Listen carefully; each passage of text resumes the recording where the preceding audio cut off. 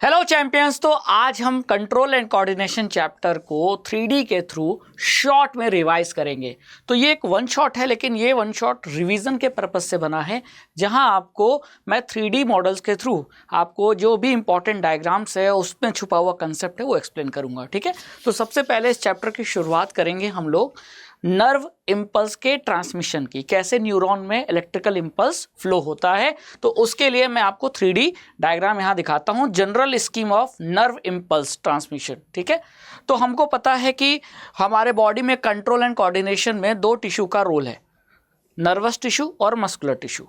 Tissue किससे बना होता है? सेल से बना होता है, ये हमने क्लास 9th में पढ़ा है। अब नर्वस टिश्यू किस सेल से बना है? नर्व सेल से, और नर्व सेल को ही हम क्या कहते हैं? न्यूरॉन कहते हैं। ठीक है, तो अब आइए न्यूरॉन का आप डायग्राम यहाँ देख रहे हैं। अगर न्यूरॉन के डिफरेंट पार्ट्स को देखा जाए तो न्यूरॉन के ये जो पार्ट होता है ये होता है डेंड्राइट, है ना, जो कि सिग्नल को, इंफॉर्मेशन को रिसीव करता है, और इसी डेंड्राइट से जनरेट होती है, पैदा होती है इलेक्ट्रिकल इम्पल्स। ठीक है, फिर ये इम्पल्स जाती है कहाँ? सेल बॉडी में। सेल बॉडी से फिर ये कहाँ जाती है? एक्सॉन में, और एक्सॉन से जाती है नर्व एंडिंग। तो ये जो आप दिख रहे हैं ये नर्व एंडिंग है। ठीक है, समझ में आ गए? तो न्यूरॉन के सारे पार्ट्स क्लियर हो गए।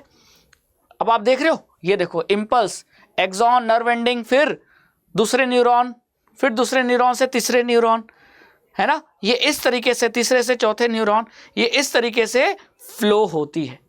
तो एक न्यूरॉन से दूसरे न्यूरॉन इलेक्ट्रिकल इम्पल्स ट्रांसफर होती है, लेकिन यहाँ ये ध्यान रखना है कि जहाँ एक न्यूरॉन की नर्व एंडिंग है उसके बाद गैप है जिसे हम साइनेप्स कहते हैं, और उस गैप के बाद अगले न्यूरॉन का डेंड्राइट शुरू होता है ना। नर्व एंडिंग खत्म होता है, उसके बाद दूसरे न्यूरॉन का डेंड्राइट शुरू होता है, और इस तरीके से इम्पल्स एक न्यूरॉन से दूसरे न्यूरॉन फ्लो करती है और इंफॉर्मेशन को आगे लेके जाती है।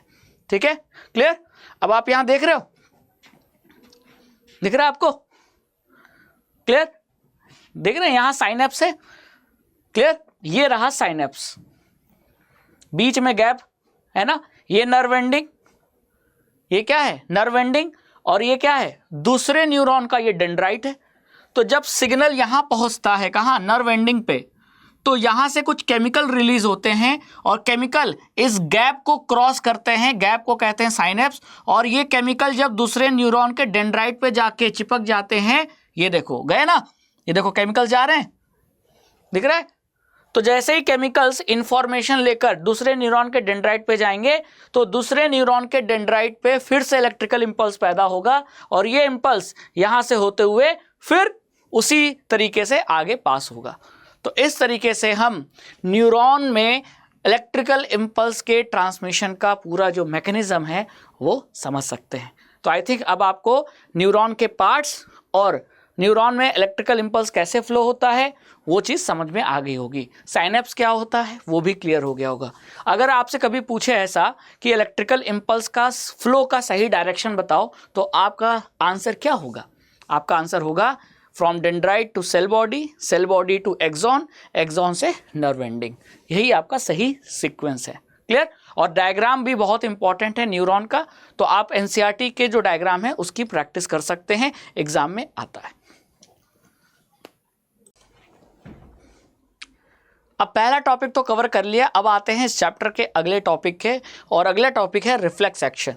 और रिफ्लेक्स एक्शन होता कैसे है, क्या होता है, और उसमें रिफ्लेक्स आर्क जो बनता है उसका डायग्राम मैं आपको 3D मॉडल के थ्रू दिखाता हूँ। ठीक है, तो यहाँ मैंने लिख दिया what happens in reflex action पे क्लिक कर दिया, और अब इसके 3D डायग्राम को मैं ओपन करता हूँ। रिफ्लेक्स एक्शन, पहली बात होता क्या है? रिफ्लेक्स एक्शन एक ऐसा सडन इनवॉलेंट्री एक्शन होता है जिसमें थिंकिंग इन्वॉल्व नहीं होता, क्योंकि थिंकिंग कौन करता है? ब्रेन, लेकिन रिफ्लेक्स एक्शन को ब्रेन कंट्रोल नहीं करता। तो यानी रिफ्लेक्स एक्शन में थिंकिंग इन्वॉल्व नहीं है, ये बिना थिंकिंग वाला प्रोसेस है, बस हो जाता है ना। तो अगर आपसे कभी रिफ्लेक्स एक्शन की डेफिनेशन पूछा जाए तो आप क्या लिखोगे? Sudden involuntary action which does not involve thinking and is controlled by spinal cord. यानी कौन कंट्रोल करता है रिफ्लेक्स एक्शन को? Spinal cord is known as reflex action. Sudden involuntary action which does not involve thinking and is controlled by spinal cord is known as reflex action. और ये भगवान ने reflex action क्यों दिया? ताकि हम अपने बॉडी को प्रोटेक्ट कर सके। आपने कभी गर्म बर्तन को छुआ होगा तो हाथ तुरंत हटा लिया होगा, या आपका हाथ किसी जलती हुई कैंडल के पास गया होगा तो आपने हाथ हटा लिया होगा, या घर में गैस चूल्हे, जो किचन में गैस चूल्हा है उस पर हाथ रखा होगा, हाथ हटा लिया होगा। और ये इंस्टेंट होता है ना, और इनवॉलंटरी है। तो इसमें थिंकिंग का प्रोसेस इन्वॉल्व नहीं है, क्योंकि सोचे समझेंगे तब तक तो बहुत देर हो जाएगी, हाथ जल जाएगा। तो इसे ही कहते हैं रिफ्लेक्स एक्शन, जिसे कंट्रोल करता है स्पाइनल कॉर्ड। ठीक है, अब जैसे यहाँ कैक्टस है, कैक्टस में कांटे होते हैं, हाँ, तो मैं थॉर्न को पिक करता हूँ। अब आपका हाथ कांटे में चुभ गया, देखो कांटा आपके उंगलियों में चुभ गया, तो उंगलियों पे क्या है, न्यूरॉन्स के डेंड्राइट हैं, और डेंड्राइट रिसेप्टर का काम करते हैं। तो यहाँ से सिग्नल जनरेट होगा, हाँ सिग्नल जनरेट होगा, और ये एक न्यूरॉन से दूसरे न्यूरॉन, दूसरे से तीसरे न्यूरॉन, तीसरे से चौथे न्यूरॉन होते हुए कहाँ पहुँचा, आपका ये जो सिग्नल ला रहा है, तो आपकी उंगलियों में जो स्किन है वो रिसेप्टर का काम कर रही है, और रिसेप्टर से फिर सिग्नल किसके पास आया था, सेंसरी न्यूरॉन के पास, और सेंसरी न्यूरॉन फिर से सिग्नल को कहाँ लेकर आती है, स्पाइनल कॉर्ड के अंदर एक स्पेशल टाइप का न्यूरॉन होता है जिसे कहते हैं रिले न्यूरॉन। ठीक है, क्लियर। अब रिले न्यूरॉन से जो सिग्नल है वो ब्रेन तक नहीं जाएगा। यहाँ तो ब्रेन दिखा रहा है मैं कि, लेकिन ये दूसरे सिग्नल की बात हो रही है, लेकिन यहाँ ऐसा नहीं होगा। नॉर्मली क्या होता था, नॉर्मली ये होता था कि इंफॉर्मेशन स्पाइनल कॉर्ड तक आया, स्पाइनल कॉर्ड से कहाँ चला गया, ब्रेन में। लेकिन रिफ्लेक्स एक्शन में ऐसा नहीं होता है।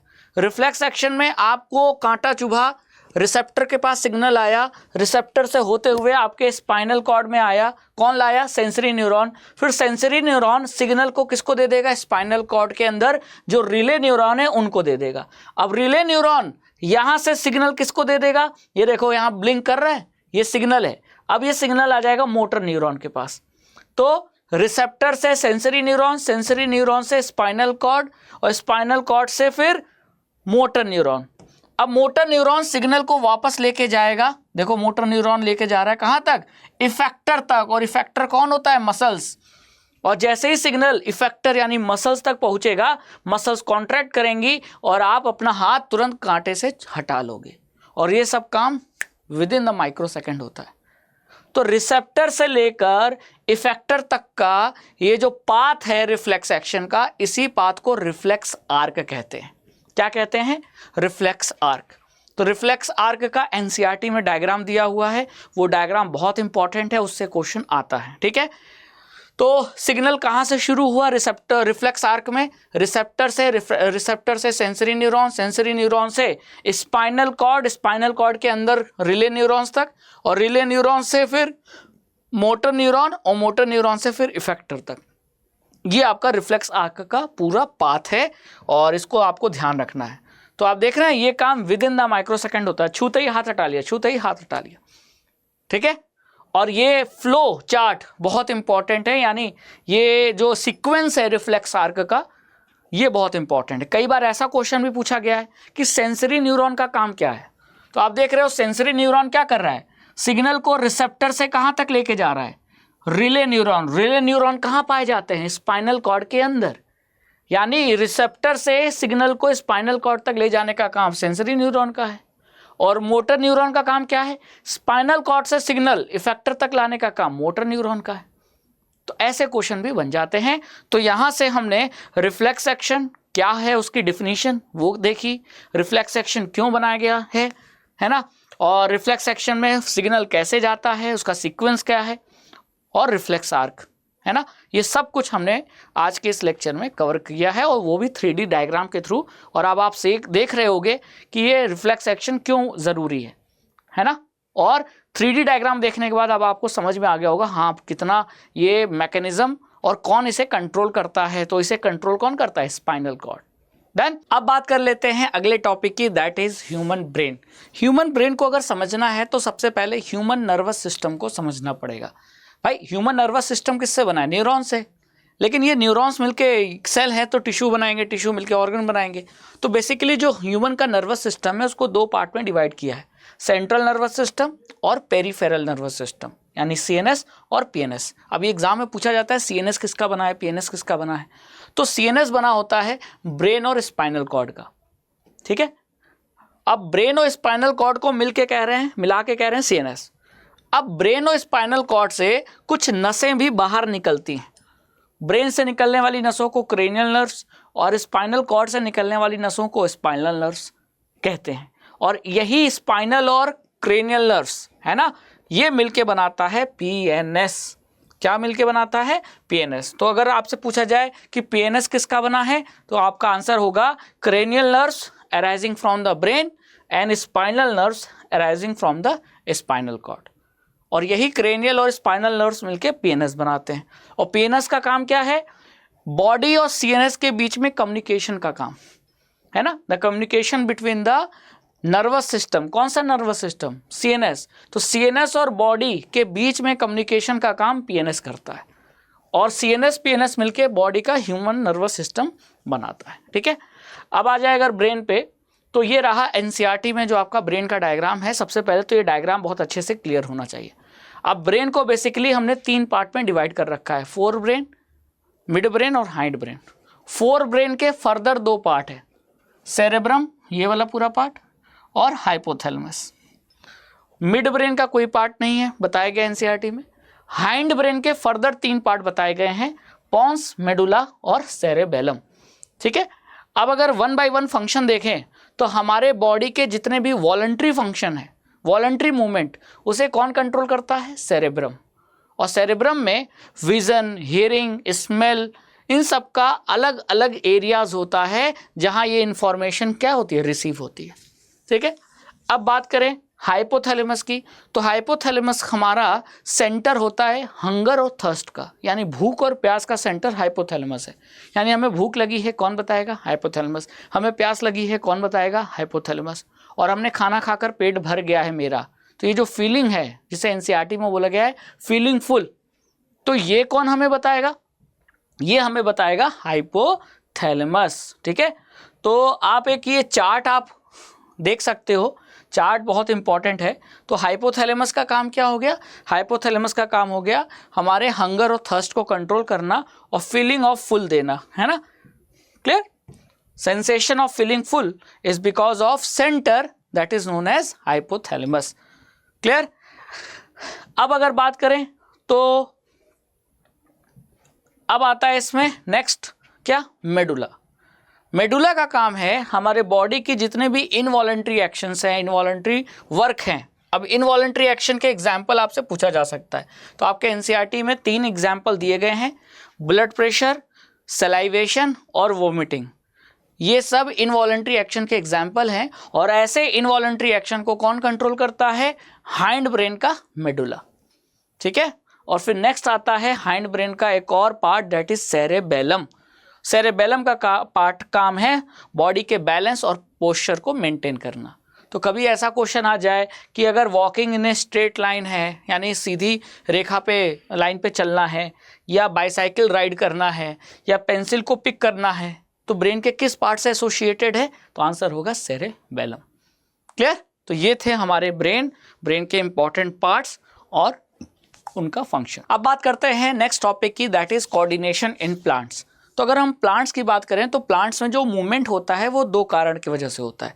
एक होता है जो ग्रोथ के बिना, यानी जिसमें ग्रोथ का कोई रोल नहीं, और एक दूसरा टाइप का मूवमेंट होता है जो ग्रोथ के कारण होता है, जिसे हम ट्रॉपिक मूवमेंट कहते हैं। जैसे अगर आपने छुई मुई प्लांट की पत्तियों को टच किया तो प्लांट की जो लीव्स हैं वो फोल्ड हो जाती हैं, तो यहाँ ग्रोथ का कोई रोल नहीं है। तो ये जो मूवमेंट था छुई मुई प्लांट में, वो हुआ किसके कारण? ग्रोथ के बिना हुआ। मूवमेंट तो हुआ लेकिन ग्रोथ का कोई रोल नहीं था, ठीक है। तो ये एग्जाम्पल इस केस का हो गया। लेकिन अगर आपसे कोई पूछे कि बताओ कि एक टेंड्रिल, एक पी प्लांट है, और उस पी प्लांट का जो क्लाइंब करने में हेल्प कर रहा है टेंड्रिल, वो सपोर्ट की मदद से अपने आप को लपेट लेता है और सपोर्ट के ऊपर पी प्लांट को चढ़ने में मदद करता है, ये कैसा मूवमेंट है? तो ये ग्रोथ के कारण होने वाला मूवमेंट है, ठीक है। और ऐसे मूवमेंट्स को हम क्या कहेंगे? ट्रॉपिक मूवमेंट कहेंगे, ठीक है। तो कभी आपसे एग्जाम्पल पूछ ले कि छुई मुई की प्लांट की पत्तियों में जो मूवमेंट हो रहा है वो क्यों हो रहा है, तो अगर आपसे कोई पूछेगा तो आप कहोगे कि सर इसमें जो पत्तियों में जो सेल्स हैं सेल्स में जो वाटर कंटेंट है वो चेंज होता है, जिसके वजह से जो पत्तियां हैं वो फोल्ड होती हैं, यानी इसमें ग्रोथ का कोई रोल नहीं है। लेकिन अगर पी प्लांट के टेंड्रल्स की बात करें तो जो सपोर्ट के चारों तरफ लपेट के पी प्लांट को ऊपर क्लाइंब करने में हेल्प कर रही हैं, यहाँ जो मूवमेंट हो रहा है ये ग्रोथ के कारण हो रहा है, ये ट्रॉपिक मूवमेंट है। ठीक है, अगर आपसे कोई पूछे कि पी प्लांट में टेंड्रल में किधर ज़्यादा ग्रोथ होता है, तो जो पार्ट सपोर्ट के कांटेक्ट में है, यानी टेंड्रल का वो पार्ट जो सपोर्ट के कांटेक्ट में है, वहाँ ग्रोथ कम होती है, लेकिन जो सपोर्ट से दूर है वहाँ ग्रोथ ज़्यादा होती है। और इस कारण ये टेंड्रल घूम जाता है और अपने आप को सपोर्ट के चारों तरफ क्या कर लेता है, लपेट लेता है। तो देखो यहाँ लिखा है ना, the part of tendril in contact with the support grows fast as compare to the part of tendril not in contact with the support. यहाँ उल्टा लिख दिया, एनसीईआरटी का उल्टा लिख दिया, इसको मत मानना आप। एनसीईआरटी में क्या लिखा है? एनसीईआरटी में जो लिखा है वो ये है कि टेंड्रल का वो हिस्सा जो सपोर्ट से दूर है वो तेजी से ग्रो करता है, जो कि एज कंपेयर टू वो पार्ट जो कि कांटेक्ट में है ना। जैसे ये आप देख रहे हो, तो टेंड्रल का एक हिस्सा जो सपोर्ट से कांटेक्ट में होगा और टेंड्रल का एक हिस्सा जो सपोर्ट से दूर होगा। तो जो दूर है वहाँ तेजी से ग्रोथ होती है और जो कांटेक्ट में है वहाँ कम ग्रोथ होती है, इसी कारण ये टेंड्रल घूम जाता है। ठीक है, अब ट्रॉपिक मूवमेंट जो हो रहा है वो ग्रोथ के कारण होने वाला मूवमेंट है और एक पर्टिकुलर डायरेक्शन में होता है मूवमेंट। तो अगर ट्रॉपिक मूवमेंट की डिफिनीशन पूछी जाए तो आप क्या लिखोगे कि प्लांट्स में ग्रोथ के कारण होने वाले डायरेक्शनल मूवमेंट्स को ही हम ट्रॉपिक मूवमेंट कहते हैं, है ना। Growth dependent directional movement in plant is known as tropic movement, और ये मूवमेंट किसी ना किसी स्टिमुलस के वजह से होगा।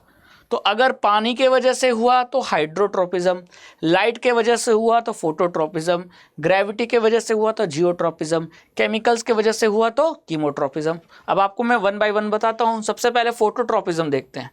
देख रहे हो, इधर से लाइट आ रही है, प्लांट अभी इधर है, अब लाइट इधर से आ रही है तो प्लांट लाइट की तरफ मूव कर गया।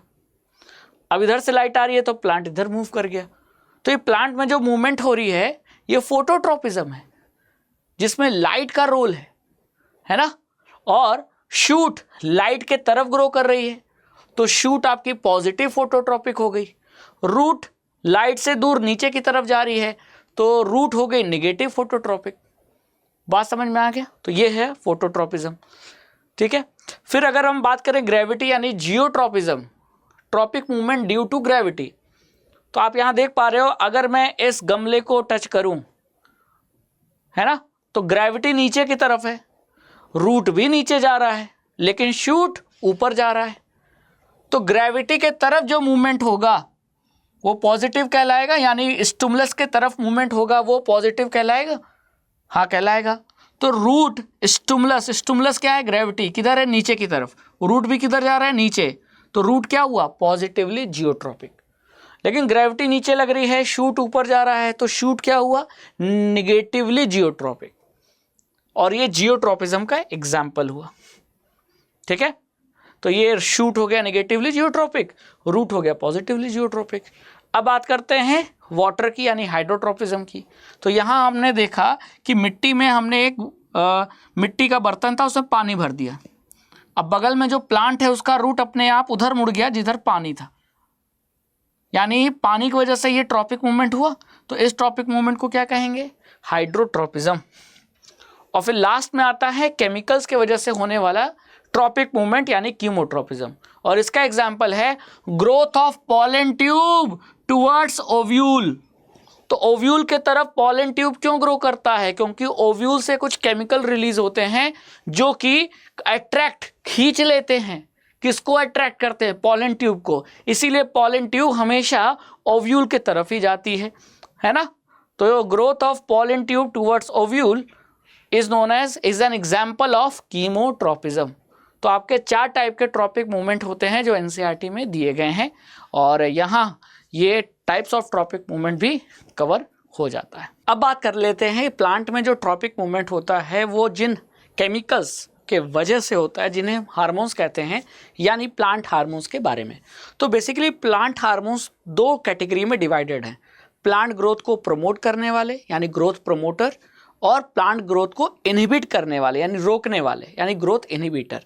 अगर हम प्रोमोटर की बात करें तो इसमें 3 हार्मोन्स आते हैं, ऑक्सिन, जिबरलिन और साइटोकाइनिन।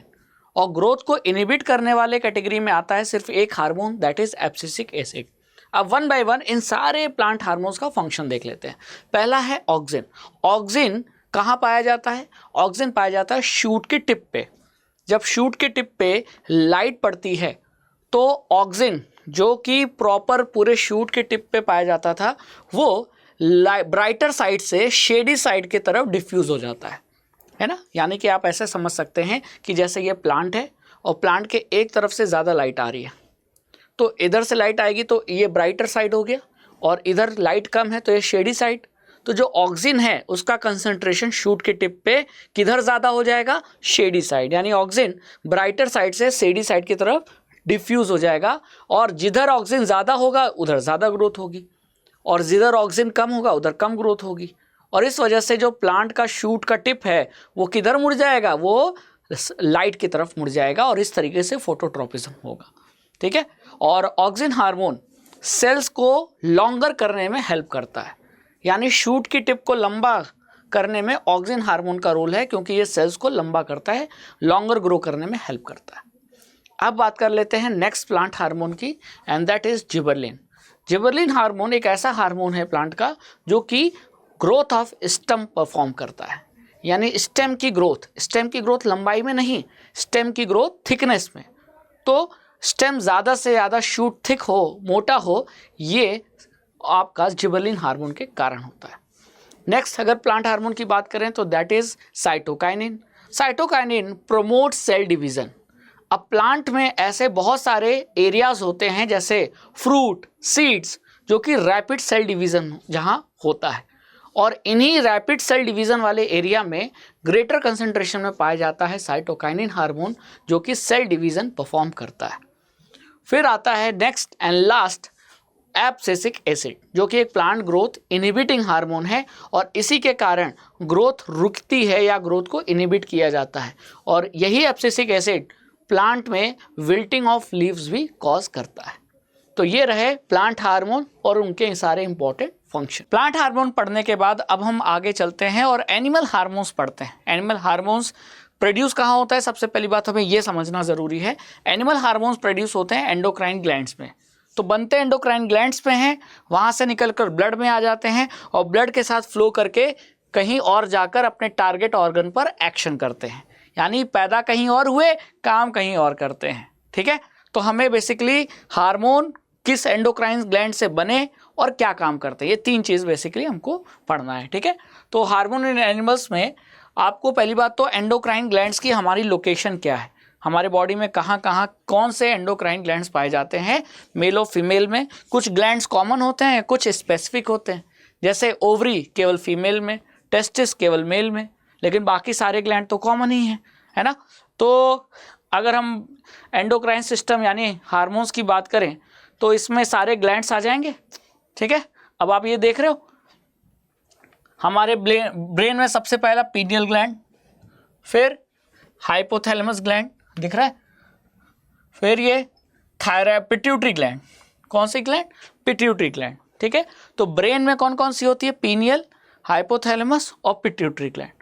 फिर गले में, गर्दन में थायराइड ग्लैंड।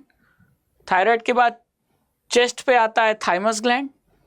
फिर हमारे किडनी के जस्ट ऊपर लोकेटेड होता है कौन सा? थायराइड ग्लैंड, आपका एड्रेनल ग्लैंड। ठीक है। थायराइड तो गले में होती है। ठीक है। और एड्रेनल ग्लैंड के बाद आएगा आपका, देखो ये देखो, ये आ गया आपका कौन सा? पैंक्रियास। ठीक है। पैंक्रियास के बाद ये आ गया टेस्टिस, जो केवल मेल में है, और ये ओवरी जो केवल फीमेल में है। ठीक है। तो अगर हम बात करें यहाँ एंडोक्राइन ग्लैंड्स तो देख लिया, अब उसके हार्मोन और फंक्शन भी देख लेते हैं। तो पीनियल ग्लैंड के बारे में आपके एनसीईआरटी में कोई रोल नहीं, मतलब कोई हार्मोन और कोई फंक्शन नहीं बताया गया है, तो पीनियल ग्लैंड को स्किप कर देते हैं। नेक्स्ट आता है हाइपोथैलेमस। ठीक है। Hypothalamus growth hormone releasing factor secrete करता है, और ये पिट्यूटरी ग्लैंड को बोलता है कि तुम ग्रोथ हार्मोन बनाओ, यानी पिट्यूटरी ग्लैंड का काम ग्रोथ हार्मोन बनाना है, लेकिन पिट्यूटरी ग्लैंड कब हार्मोन बनाएगा? ग्रोथ हार्मोन वो तब बनाएगा जब हाइपोथैलेमस से क्या निकलेगा? Growth hormone releasing factor. और ये पिट्यूटरी ग्लैंड पे जाकर ग्रोथ हार्मोन रिलीजिंग फैक्टर एक हार्मोन ही है, फैक्टर से कंफ्यूज मत होना। आपका एनसीईआरटी में अलग से एक बॉक्स बना के दिया हुआ है, लेकिन उससे कंफ्यूज मत होना कि ये फैक्टर कहाँ से आ गया, वो भी एक हार्मोन है। तो हाइपोथैलेमस एक हार्मोन बनाएगा जिसका नाम है ग्रोथ हार्मोन रिलीजिंग फैक्टर। ये हार्मोन कहाँ जाएगा? पिट्यूटरी ग्लैंड के पास। पिट्यूटरी ग्लैंड के पास जाएगा तो पिट्यूटरी ग्लैंड क्या बनाएगी? Growth hormone. और ग्रोथ हार्मोन से हमारी हाइट बढ़ती है। अगर कम बनेगा तो हम बौने रह जाएंगे, ड्वार्फिज्म, है ना। फिर अगर बात करें थायराइड ग्लैंड की, तो थायराइड ग्लैंड को आयोडीन चाहिए, और आयोडीन अगर मिल जाएगा तो थायराइड ग्लैंड क्या बनाएगा? Thyroxine hormone.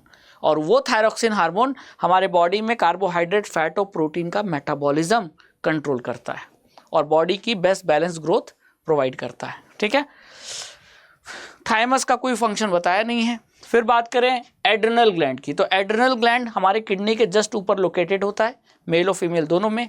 पेयर में ग्लैंड होती है, यानी 2 होती है, और इनसे निकलता है एड्रेनलिन हार्मोन, जो हमें स्ट्रेस सिचुएशन से, जब हम घबरा जाते हैं, डर जाते हैं, तो ऐसी सिचुएशन के लिए हमारे बॉडी को प्रिपेयर करने के लिए एड्रिनल ग्लैंड से निकलता है एड्रेनलिन। और उसी एड्रेनलिन के कारण हमारी ब्रीदिंग रेट बढ़ जाती है जब हम डर जाते हैं, हमारा हार्ट बीट बढ़ जाता है ना, और हमारा जो ब्लड सर्कुलेशन है वो स्केलेटल मसल्स की तरफ वो भी इंक्रीज हो जाता है। ये 3 चेंजेस इसी एड्रेनलिन हार्मोन के कारण होता है, जो इसी एड्रिनल ग्लैंड से निकलता है। ठीक है, नेक्स्ट पैंक्रियाज।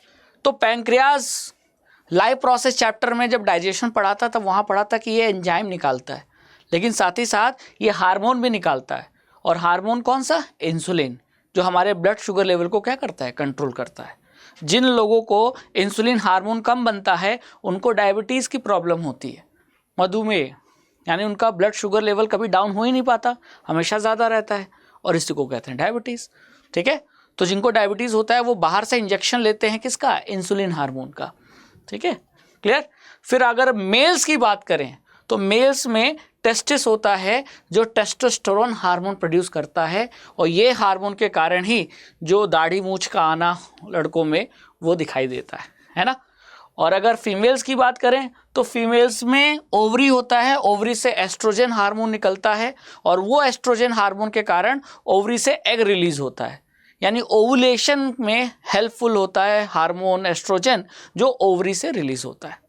ठीक है, तो ये सारे इंपॉर्टेंट एंडोक्राइन ग्लैंड्स और उनसे निकलने वाले हार्मोन्स थे जो कि एनिमल्स या कह लो ह्यूमंस में पाए जाते हैं। एनिमल हार्मोन्स तो हमने पढ़ लिया, उनके फंक्शन भी पढ़ लिए, लेकिन आपको पता होना चाहिए कि हार्मोन कब बनना है और कितना बनना है, यानी उसकी टाइमिंग और उसकी अमाउंट, ये कौन डिसाइड करेगा? तो इसको डिसाइड करने के लिए एक मैकेनिज्म होता है जिसे हम कहते हैं फीडबैक मैकेनिज्म, और फीडबैक मैकेनिज्म ही आपके बॉडी के अंदर रिलीज होने वाले हार्मोन का समय और अमाउंट डिसाइड करता है। तो एग्जाम में कभी कभी फीडबैक मैकेनिज्म की डिफिनीशन पूछ ली जाती है, तो मैं फीडबैक मैकेनिज्म का डिफिनीशन बताकर इसको 3D डायग्राम से समझाता भी हूँ। ठीक है, तो अगर आपसे कोई पूछे कि व्हाट इज फीडबैक मैकेनिज्म, तो आपको लिखना होगा the mechanism which controls the timing and the amount of hormone to be released is known as feedback mechanism.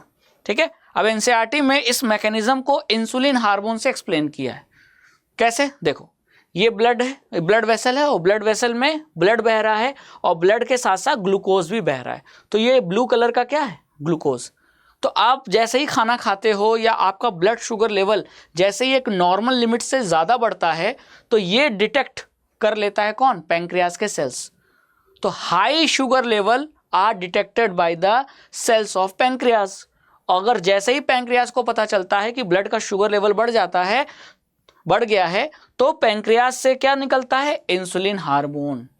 तो ब्लू कलर का ग्लूकोज था, अब यहां से देखो ये इंसुलिन हार्मोन पैंक्रियाज गया और कहां चला गया? तो मैंने बोला ही था हार्मोन बनते कहीं और हैं, काम कहीं और करते हैं। तो इंसुलिन हार्मोन बना कहां? पैंक्रियाज में। काम कहां करेगा? ब्लड में जाकर। और जैसे ही इंसुलिन हार्मोन गया, ये क्या करेगा? ब्लड के शुगर लेवल को कम कर देगा, है ना, क्योंकि ब्लड का जो शुगर लेवल है वो यहाँ फैट सेल्स ने एब्जॉर्ब कर लिया। ठीक है, तो ब्लड शुगर लेवल क्या हो गया? नॉर्मल। अब जैसे ही ब्लड शुगर लेवल नॉर्मल हो गया तो इंसुलिन हार्मोन का प्रोडक्शन क्या हो जाना चाहिए, कम।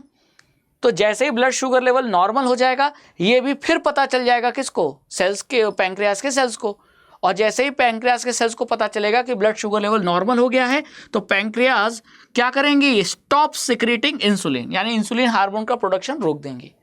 तो यानी कब प्रोडक्शन करना है, कब स्विच ऑन करना है, कब स्विच ऑफ करना है, इसी मैकेनिज्म को हम कहते हैं फीडबैक मैकेनिज्म। और इसी फीडबैक मैकेनिज्म से हर हार्मोन का जो टाइमिंग और अमाउंट है वो डिसाइड होता है हमारे बॉडी में। तो आई थिंक अब आपको इस 3D डायग्राम के थ्रू जो मैंने चैप्टर समझाया वो काफ़ी इंटरेस्टिंग और काफ़ी क्रिएटिव लगा होगा। और आई एम श्योर कि आपको ये वीडियो देखने के बाद कंट्रोल एंड कोऑर्डिनेशन बहुत अच्छे तरीके से रिवाइज हो चुका होगा। और अगर आपको ऐसे ही वीडियोस चाहिए तो आप चैप्टर का नाम कमेंट सेक्शन में लिखिए और मैं उस पर वीडियोस लाऊंगा। टॉपिक चाहिए तो टॉपिक पे वीडियोस पे लाऊंगा, लेकिन आपको कमेंट करना होगा। और वीडियो को लाइक शेयर ज़रूर कीजिएगा। चैनल सब्सक्राइब नहीं किया है तो सब्सक्राइब कर लीजिए और हमारे लक्ष्य 2.0 में लाइव सेशन में आकर ज़रूर पढ़िए। आपके CBSE बोर्ड एग्ज़ाम में हम आपको टॉपर ज़रूर बनाएंगे। Thank you so much.